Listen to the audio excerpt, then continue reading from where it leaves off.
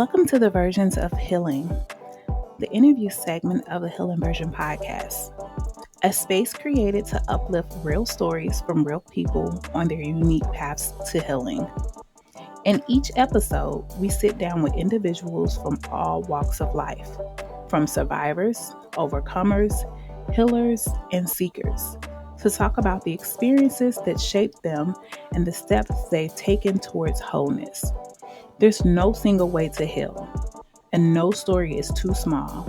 Whether the wounds come from trauma, grief, addiction, broken relationships, or self-doubt, this segment is here to hold space for every voice and every version of healing. These conversations are raw, powerful, and rooted in truth, because healing doesn't just happen in silence. It happens when we share, listen, and grow together. So come as you are, and let's explore the many versions of healing. Hey y'all, what's up? And welcome back to another episode of Versions of Healing, the interview segment of the Healing Version podcast. I am your host, Deborah, and today we're joined by Zulma Williams, a true warrior in every sense of the word. Born and raised in Argentina, Zulma's journey is one of courage, resilience, and transformation. After immigrating to the United States at age 31, she pursued her bachelor's in social work in her 40s, and later earned her master's degree, becoming a licensed therapist specializing in trauma, anxiety, and depression. Zulma's story includes surviving breast cancer, abusive relationships, and deep emotional struggles. Yet she's never saw herself as a victim. Instead, she turned her pain into purpose, founding Dragonfly Therapy Services and dedicating her work to help others find strength and healing. Her mission is to inspire people to discover and honor the warrior within. Hi, Zulma. Thank you so much for joining me today on the Healing Version podcast. How are you today? I'm great. It's so nice to be here. Thank you so much for having me. Absolutely. I appreciate you for being here. So I'm just going to get into it, just a little bit about your background and your journey. Your story is very incredible and powerful. Can you take us back to your early life in Argentina and what ultimately led you to move to the United States? Sure. So I'm the baby of four. And I grew up mostly with my mom. My parents separated when I was 8, and then my siblings are 10 and 7 years older than me. So it's like I was a baby, and she was a stay-home mom, and it was just mostly her and I. I saw my dad every other weekend, but during the week, it was mostly spending time with her, going to school. And socioeconomic situation in Argentina was and continues to be very um, convoluted, if you would. And I was 31 and I didn't have a job for 2 years at that point. I was still living with my mom. And I had this dream of, since I was a teenager, of moving to America. So I was like, well, when you have nothing to lose. So I took it as an adventure, and I moved here at 31. Awesome. Okay. That's awesome. So you began your bachelor's of social work program at the age of 42 and graduated at 46. What inspired you to take that leap later in life? Absolutely. So I was working in accounting, and I started reflecting about my future. And I was like, I'm not sure I want to do this for another 25 years. So, and I always had this passion for helping others. And I was like, I want to be a therapist. So what do I need to do in order to achieve that? So, I need to go to school. So, in and I want to reinforce the idea of a lot of times we think like, oh, if I'm building something new, I have to destroy What I have, no, I did both.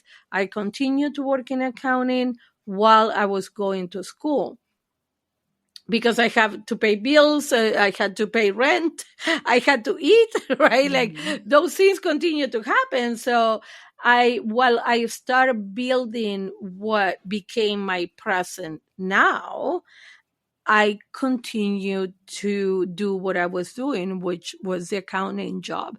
So for anybody listening, it's like you don't have to completely stop what you are doing or destroy your present in order to start building a different future. Absolutely. I needed to hear that myself, so I appreciate that. Oh, okay. Yeah. Let's So, go. absolutely. Yeah, I'm 40. I'm in school now, and two Yay! semesters away from having my bachelor's in psychology. Um, Yes, yeah. congratulations. Thank you. Thank you. I Well, the thing appreciate is it. that you're going to be 41 with a degree or without the degree, right? Like time doesn't wait for anybody. Absolutely. Absolutely. So, That is a perfect way of looking at it. So after graduation, life threw a major challenge your way with a cancer diagnosis. How did that experience shape your outlook on life and healing?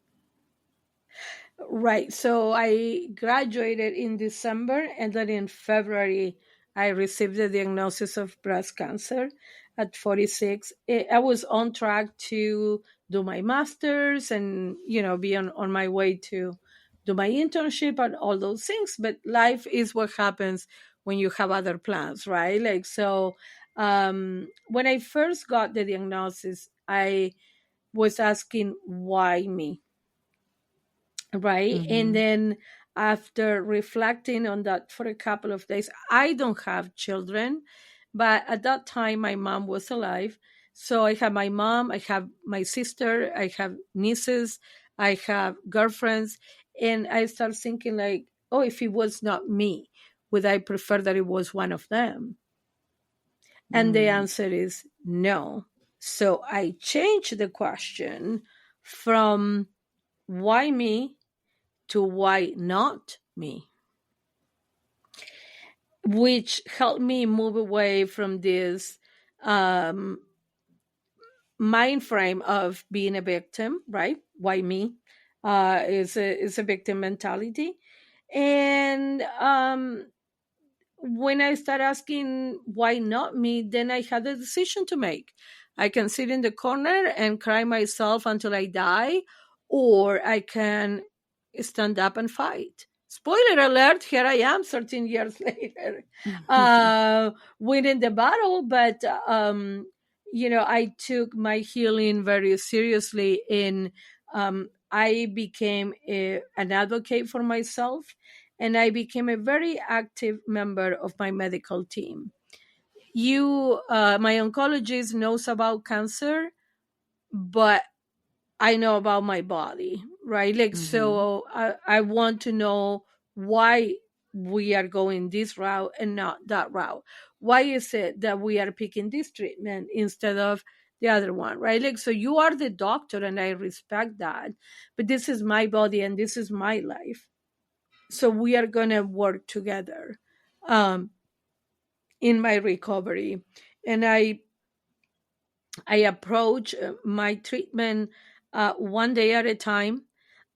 It was like, so I'm happy to report 13 years of being cancer free, but how I achieved that was one treatment at a time, right? Like, so one pill at a time, one injection at a time, one doctor visit at a time, one mammogram at a time. So it's like you have to take this seriously. Otherwise, your healing is as important, especially you or our listeners who have children.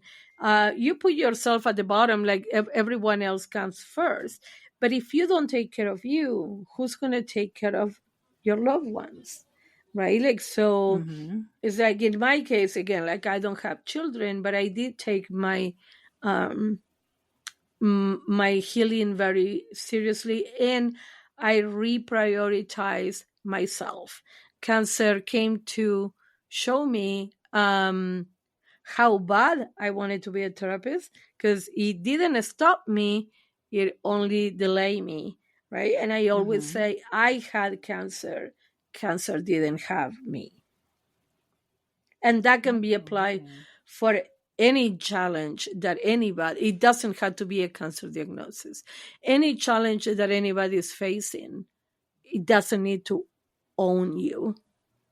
It's one part of your Absolutely. life, but it's not your life. So I had cancer. Cancer didn't have me. I like that. I like that saying a lot. That's it. I feel like it's very important in those situations that you take control of it, because if you sit down and you sulk in it and you start feeling sorry for yourself, you're not fighting back, you're not speaking healing and, speaking that you're going to be cured of it. Just feeling sorry for yourself. So I like that you took on and you survived through it. That's awesome. What an amazing Yes, story. Thank you so much for sharing that. of So I like course. to go so we're on the cancer diagnosis and all of that. I like to speak on some other adversities and things that you've overcame. You've mentioned surviving an abusive relationship and depression. How did those experiences influence your approach as a therapist?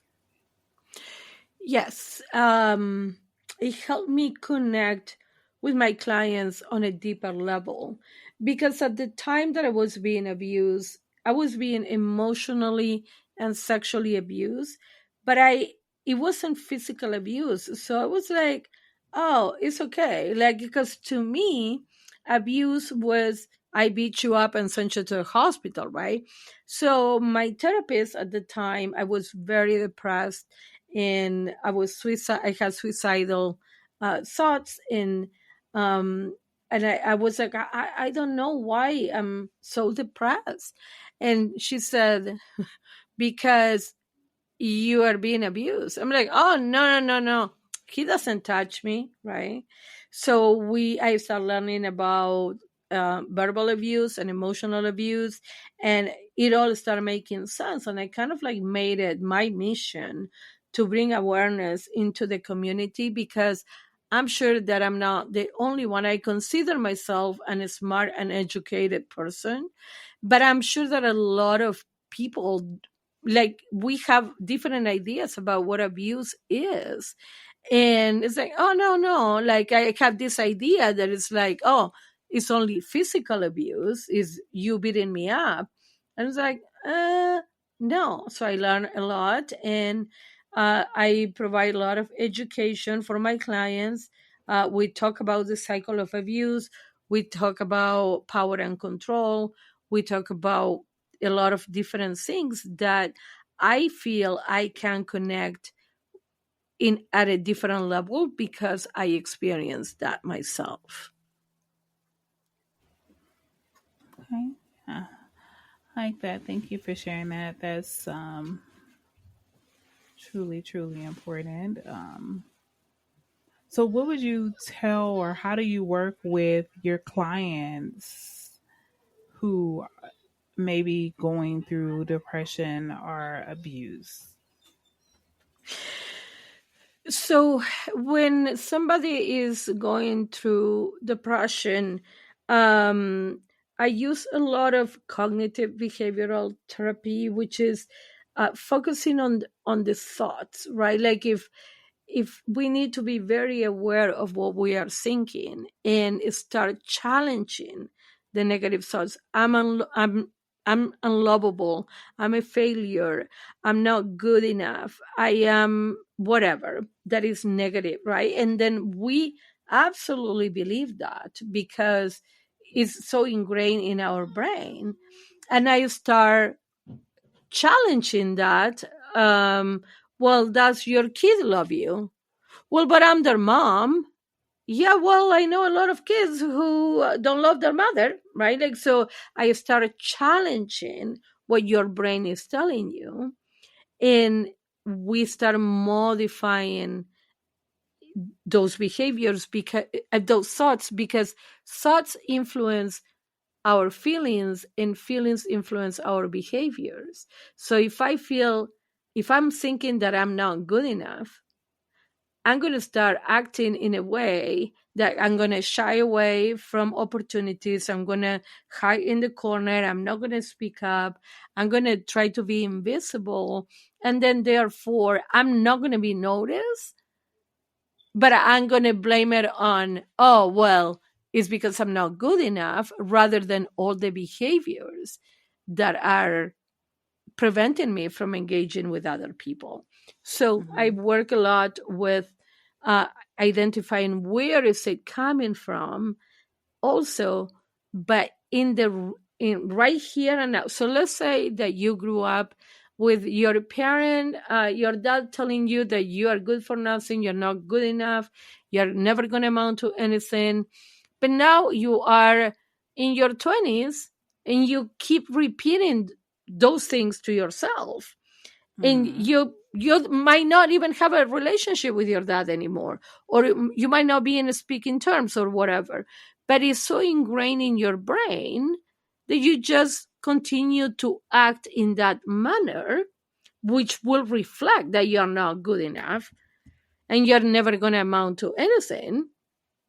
So it's like, but your dad right now, yes, he planted the seed, but you kept watering that seed and now it grew roots, right? Like, so what can you do right now to challenge that so that you can start feeling better, right? Like, so I encourage my clients to identify 3 accomplishments every night before they go to bed. And an accomplishment could be, I got out of bed when the last thing that I wanted to do was get out of bed. I Mm-hmm. shower when the last thing I wanted to do was shower, right? Like, so it's like, it doesn't have to be something huge. It only has to make sense. Well, everybody showers every day. Well, but it's an accomplishment for you because the last thing you wanted to do was get in the shower, right? Like, so it's not the act itself, but it's what does it mean to you. That's why it's an accomplishment, because you didn't want to do that. So, by identifying 3 accomplishments every night, at the end of the week, you have 21 accomplishments. So, how can your brain make sense of 21 accomplishments when you are good for nothing? It Mm-hmm. doesn't, it's like it cannot fit in there. So Right. that's how we start challenge and continue to challenge the brain. So the accomplishments that they're coming up with, it would be for that particular day. Like, what did I accomplish today? Right. Right. Exactly. So it's like I went to work when I didn't want to, or I ate breakfast when, like, I usually don't do that, or I got a promotion at work. I mean, it can be anything, but it has to make sense for you. So it might not make Mm-hmm. sense to another. Like, I have breakfast every day. So that's not an accomplishment for me, because that's something that I routinely uh, I I do every day. But if I walk 10 minutes, right? It's an accomplishment for me because I don't do that. Well, there are people who walk or are at the gym for an hour. Okay, I'm not comparing myself to those people. I'm comparing myself to myself yesterday, right? So it's like, Mm-hmm. oh, today I did walk for 10 minutes. That is an accomplishment. My goal is to walk for 30 minutes. Okay, so maybe tomorrow I can walk 15 minutes, right? And that will be another accomplishment. But for someone who goes to the gym every day, walking 10 minutes is not an accomplishment because that's what you do, right? Like, Right. so Right. it has Absolutely. to it has to make sense for you. It has to be something that the last thing that you wanted to do was that, and you got it done. Because when we are feeling depressed, the last thing we want to do is take action. So anything that, even if you read for 5 minutes, when you just want to scroll through Instagram, right? And now you put your phone away for 5 minutes. Well, it might be nothing to some people, but it is an accomplishment for you, because if you did 5 minutes today, then maybe tomorrow you can do 10. We just have to Mm-hmm. start, right? Absolutely. So it doesn't matter for how long you put the phone away, because you can start building from that. We just had to take the first step. Absolutely. So, can you tell us about Dragonfly Therapy Services? What inspired the name and the mission behind your practice? Yes. So dragonflies, they fly on the surface of the water and eat all the bacteria so the light can go into the ocean, right? So it symbolizes the work that the change that comes from the inside. And that's why I chose the name, because my mission is to inspire everyone that I come in contact with to discover their inner warrior.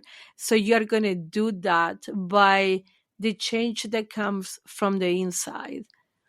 And it's like, it's so symbolic for me, because it's like, when all that bacteria is on the surface of the water, the light cannot go in.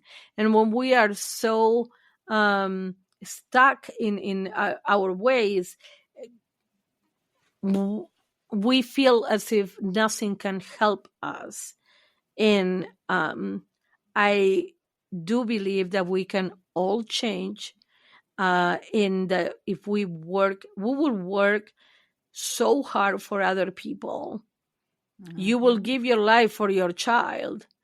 And what I'm saying is, how about start working on you so you can be healthier, so you can be there for your loved ones a lot longer, right? Like, so it's like, it's a lot of times we take um mental health as, oh, it's selfish, or it falls at the bottom of the list or whatever. And it's like, no, mental health. So going to therapy is to mental health, like going to the gym is to your physical health, right? Like, it's more about prevention. You don't have to have um, to be in a crisis in order to start therapy. And therapy is a lot of work, it's a lot of hard work. I tell my clients it's not going to be easy, but I promise you it's going to be worth it, because Mm-hmm. at the end, you find yourself and you find your own answers. Absolutely. So, you mentioned being a warrior. What does being a warrior mean to you, and how can others discover the warrior within themselves? Being a warrior to me means not giving up. Just keep going. So, to anybody listening, I invite you to focus. You have 100% track record of being successful at overcoming challenges. How do I know? Because you are here. So, don't even believe me. Just look at your own life. I don't even need to know what you've been through, but we all been through shit. So, look at your own life and remember that at the time you were going through whatever it was that you were going through, you didn't have the answers. Because sometimes we are like, oh, well, I just want all the answers in order to take action.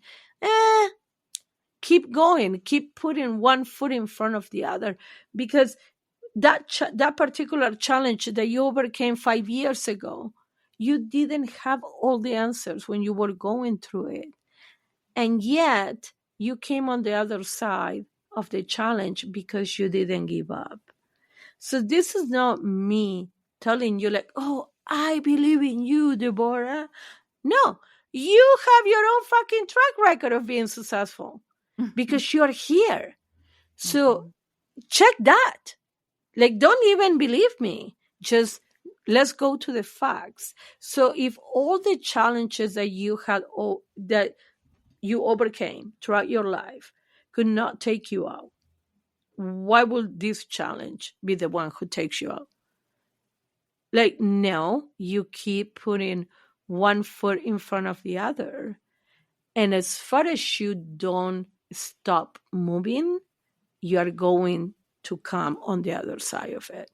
So I think that what is important is we are focusing so much. I don't want to fall. I think that what is important is not falling, is not remaining on the ground. So you follow 7 times, you get up 8. Absolutely. Yes. I like that. I like that a lot. So, as a therapist specializing in trauma, anxiety, and depression, what do you find most rewarding about your work? When I work with my with my clients who, their trauma, anxiety, and depression are so intertwined, right? Like, you have a traumatic event and then you become anxious or you become depressed. They're like so connected. So I do a technique that is called accelerated resolution therapy, that when you have a traumatic event, your brain creates a movie of that event. So what this technique does, it uses eye movements to kind of like change the movie. I will guide you into watching the movie of the traumatic event twice while you're moving your eyes, and then you get to change the movie and make it whatever you want. So, for example, I work a lot with clients who have been in car accidents and now they are anxious to drive. So they changed the movie. They were not at that intersection, or the collision didn't happen, whatever, however works for them.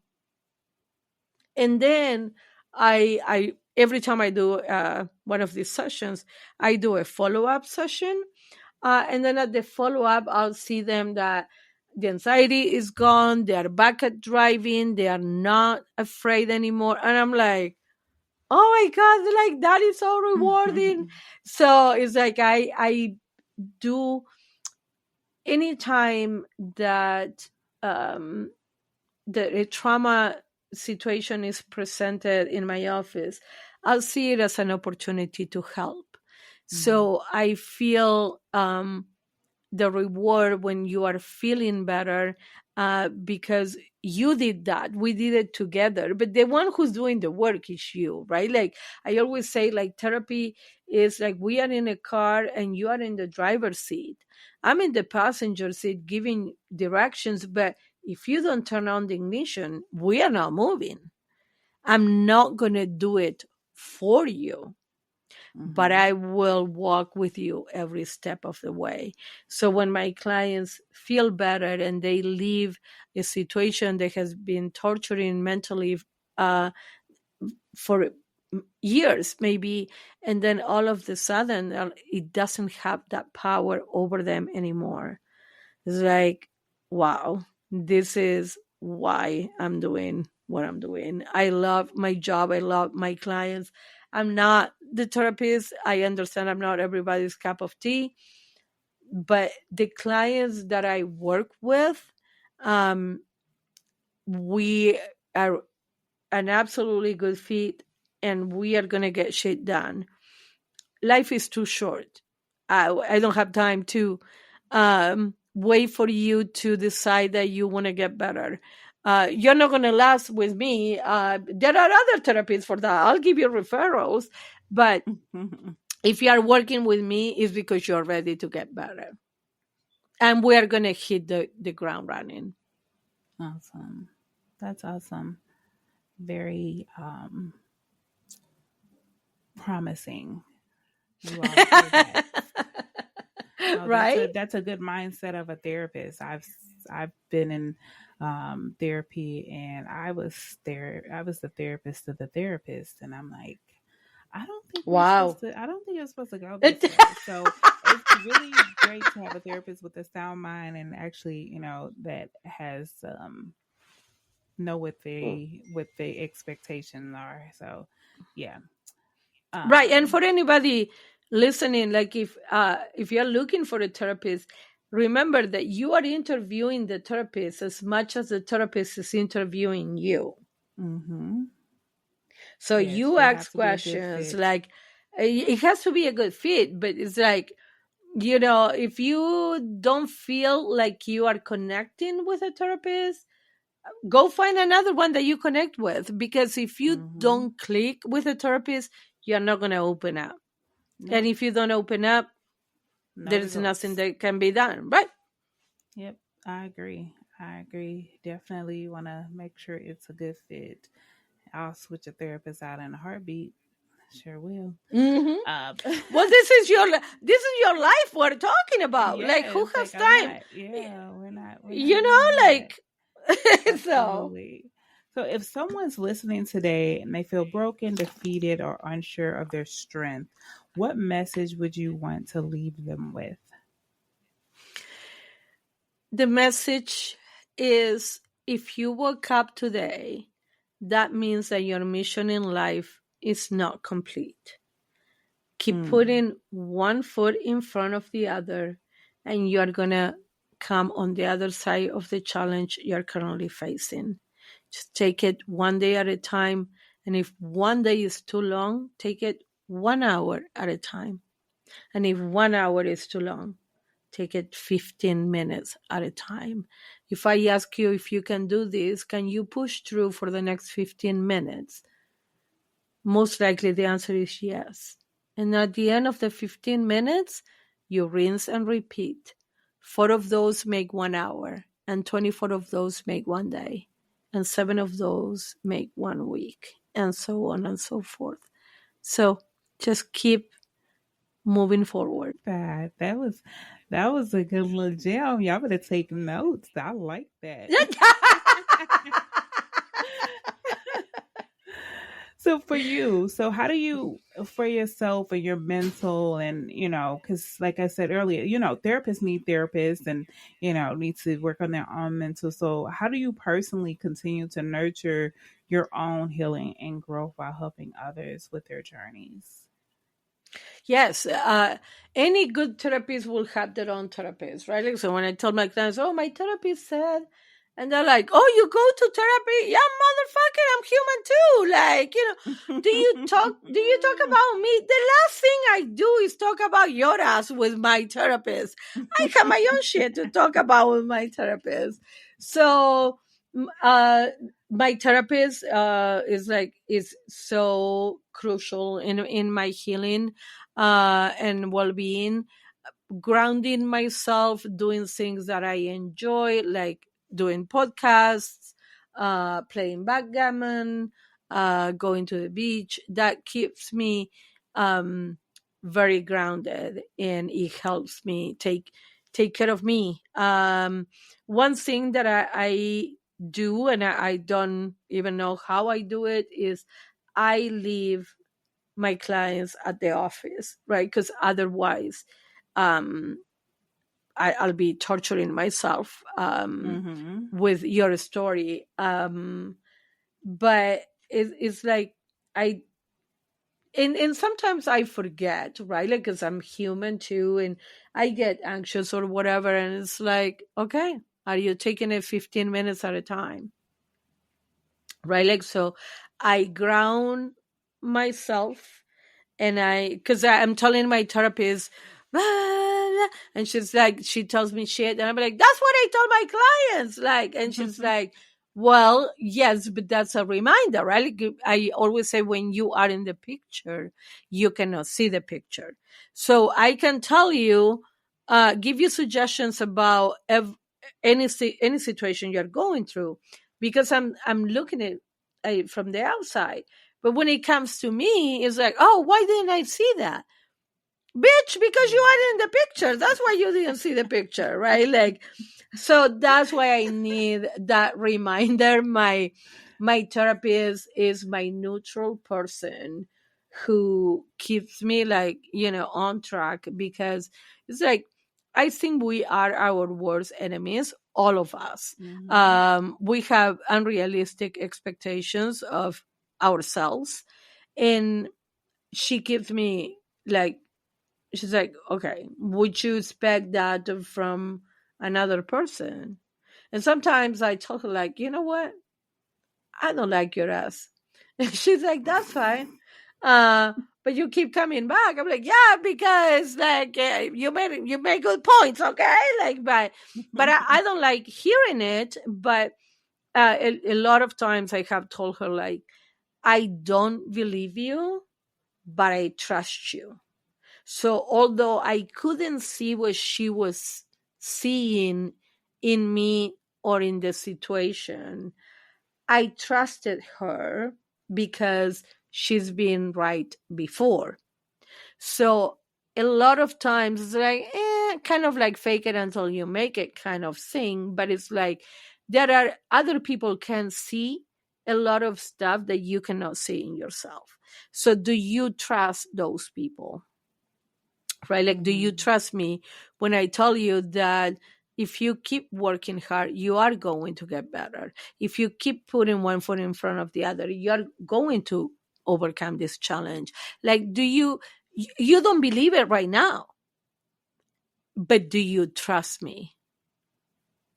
Right? Because sometimes Mm-hmm. what we need is that other person in our lives who believe in us when we cannot believe in ourselves. Absolutely. Absolutely. So, what's next for you and Dragonfly Therapy Services? Dragonfly is expanding services. So I been licensed in Nevada for a long time, and now I am licensed in Arizona, Colorado, Texas, and Utah.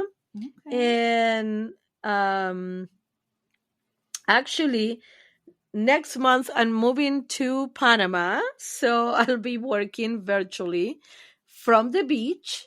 So that is what's new for Dragonfly. It's going to be completely virtual, and my backdrop is going to be the ocean. So Ooh. I can wait. Oh, that sounds awesome. I want to see that backdrop. Right? Yeah. I'll let you know when I'm ready. Like, Yes, okay. I need to see that. So, Zelma, I thank you so much for coming on the show today. Can you please share with the audience how they can connect with you, how they can, reach out to you and get some of your services, be able to enjoy that beautiful backdrop you're about to have? Yes, absolutely. So I have my own podcast. It's called Keeping It Real with Zulma, the swearing therapist.